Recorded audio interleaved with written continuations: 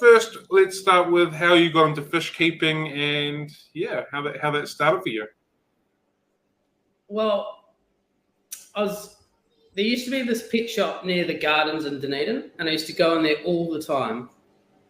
And I always wanted fish, and I ended up getting this tiny little tank and just put everything you could imagine in it. But I was 12, and everything just continuously died. Funny that. And I have a feeling that, I mean, this is sort of pre-internet, so I didn't really know. I just thought that's what they did. But did you get to the bottom of it? Pardon, sorry? Did you get to the bottom of why they were dying off? No, I was 12. I just thought it was because fish died real quick. Just normal. Yeah.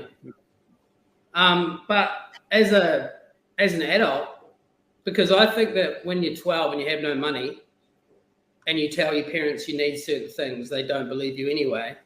So when I became an adult and I had all this free time and, I mean, some expendable income, like not heaps, I was like, oh yeah, fish keeping. So I went and sorted it out, Googled it, realized that people had been on the internet forever talking about it and that I could do it again with an adult brain, adult income, and it just went from there.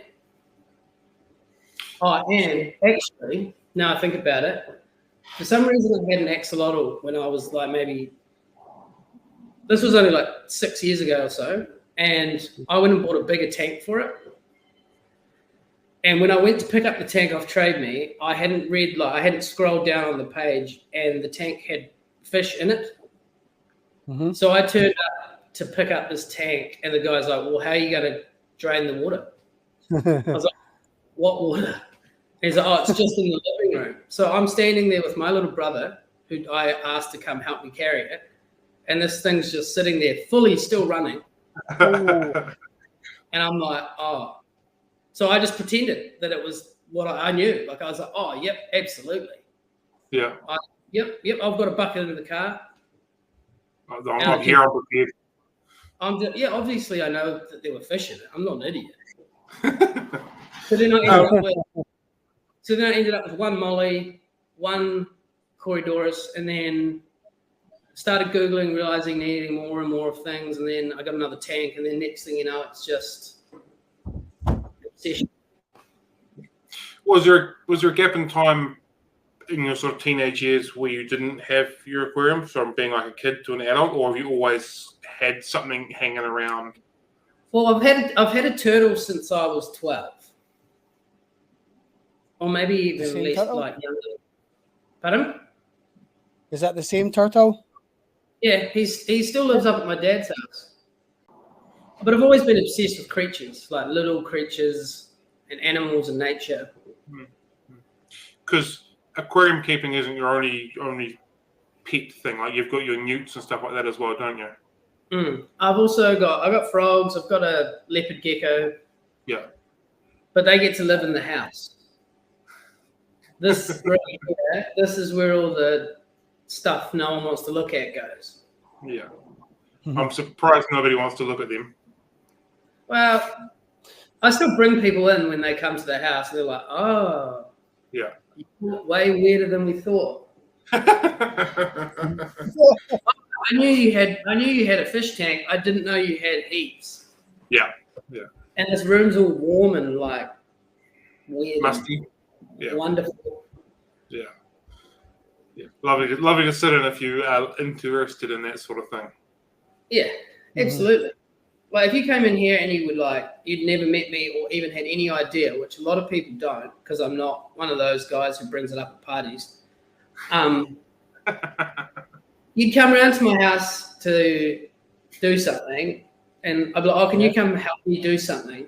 And they'd come in here and they'd be like, oh. Yeah. I don't know if I should really be here alone anymore. I think maybe you're bringing the wrong people in. Everyone's welcome. Have you done it?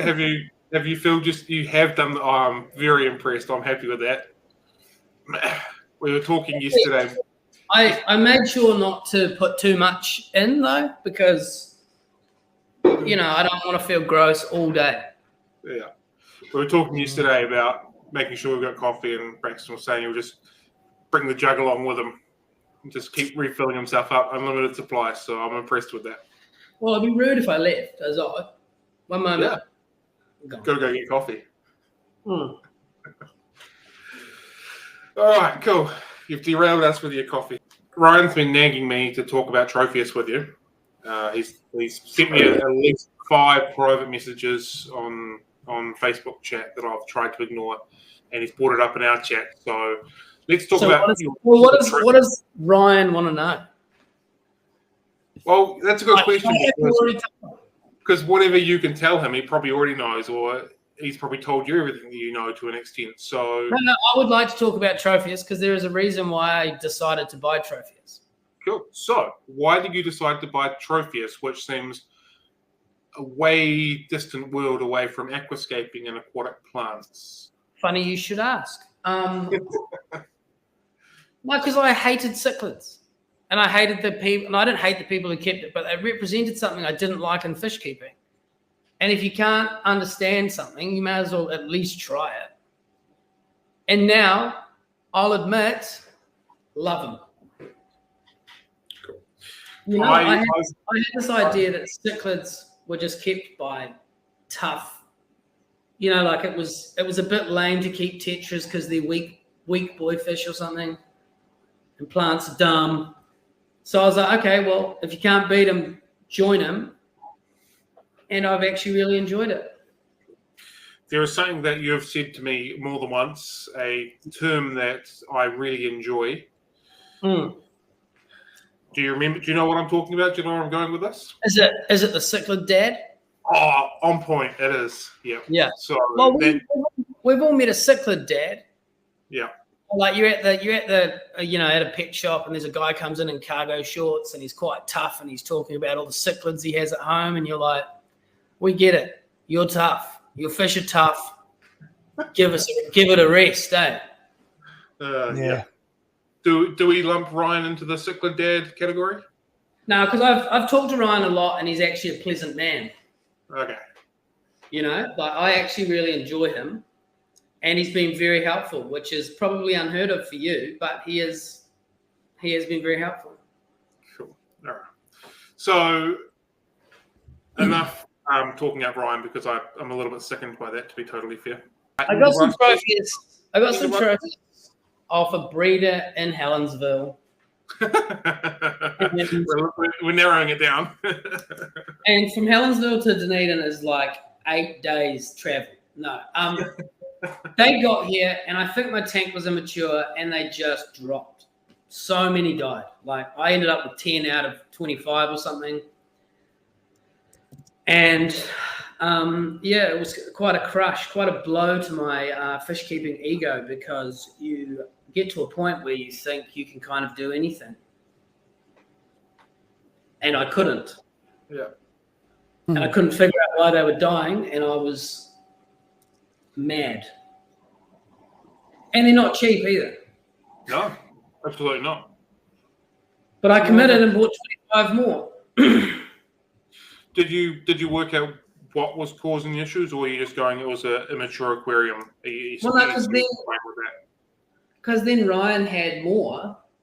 Well, no, he had the same thing happen to some of his fry when they came through. They just wouldn't get past a certain point. So we've narrowed it down to perhaps we fed too much too early. Like Tropheus and their guts suck. Like it's the worst fish on the planet. You can feed them, look at them funny, and they just die, right? And I've only had them for 8 months. I already know that. It's very common. They're known as bloaters for a reason. Yeah, so now I just feed them when I'm beginning to feel guilty. Like I haven't fed them in a while. Maybe I better, Yeah. I don't feed them for fun, that's for sure. What do you feed them? I feed them New Life Spectrum Algae Max. Yeah. Does that sound right? Is that a thing? That is a thing. You've done well there. Look at that. You're almost turning into a cichlid dad. I just did what Ryan said to do. Fair enough. But now, like, I'm in that, like, you know, when you get challenged and you're like, I will not back down. Like, not so much violent interactions, but like when it comes to a fish and it's like, I'm just going to die on you. You're like, I'll show you. have all the money I have spare just to one day stand in front of the tank and say, look, a Tropheus colony. Yeah. And then I'll go, now. They're Tropheus dubs, aren't they? Dubisois. Yeah. What's your plan for that? Because obviously you're growing them out. Are you growing out 2 different tanks full now? Because you've had 2 lots come down? Yeah. I've got 2 lots growing out. I've got the ones from the first batch and then ones from the second batch, which are tiny.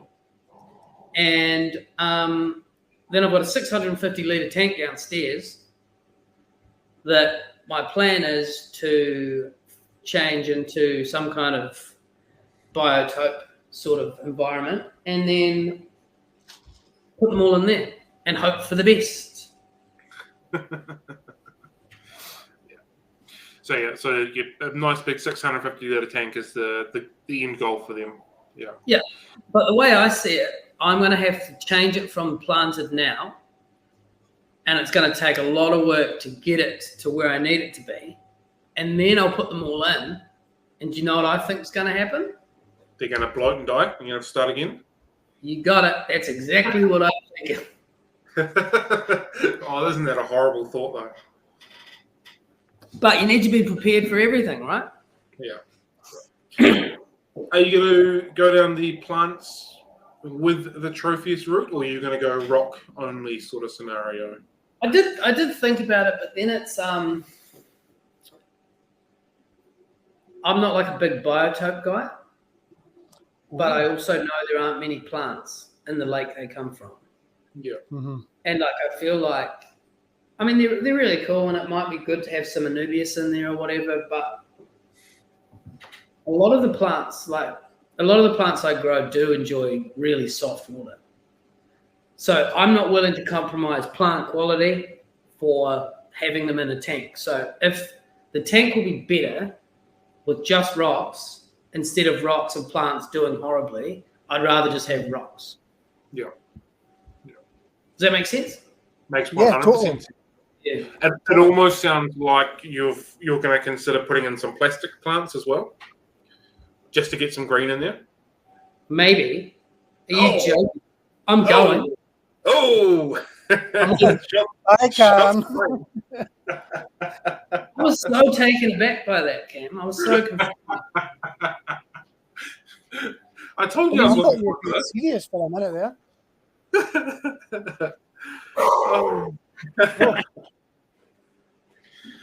No, I think no plants will probably be what I'll do. Yeah. This next question is related to aquascaping, but we can put it into your general fish keeping. Have you had any major setbacks while keeping fish or with your aquascaping? Yeah, time? Absolutely. I quit aquascaping 4 times. Like I just was like, this is absolutely atrocious. I hate this. This sucks. I'm leaving. Like just every nightmare that I could, like you get told when you start aquascaping by the world that algae is horrible, and if you get it, you're bad at this, right? Which I don't agree with anymore, and I wish I never did. But you get algae, you're like, I'm terrible at this. I can't get rid of it because I don't know enough.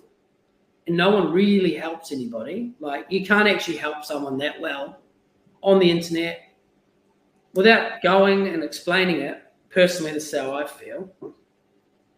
Or like if you don't know the tank, I don't know the tank, I don't know your tank, so I can't really tell you what's going on. Mm-hmm. So I felt lost, quit. Mm-hmm. You know, even if you talk to someone, hi, I've got algae, they're like, what kind? You're like, I don't know, it's been 2 weeks of plant keeping. Yeah. So I've had heaps. Yeah. Sold all my stuff.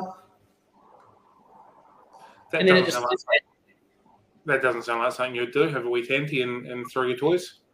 Oh, whatever. I'm gonna have one live. Yeah. Mention plastic plants, and we might just see it.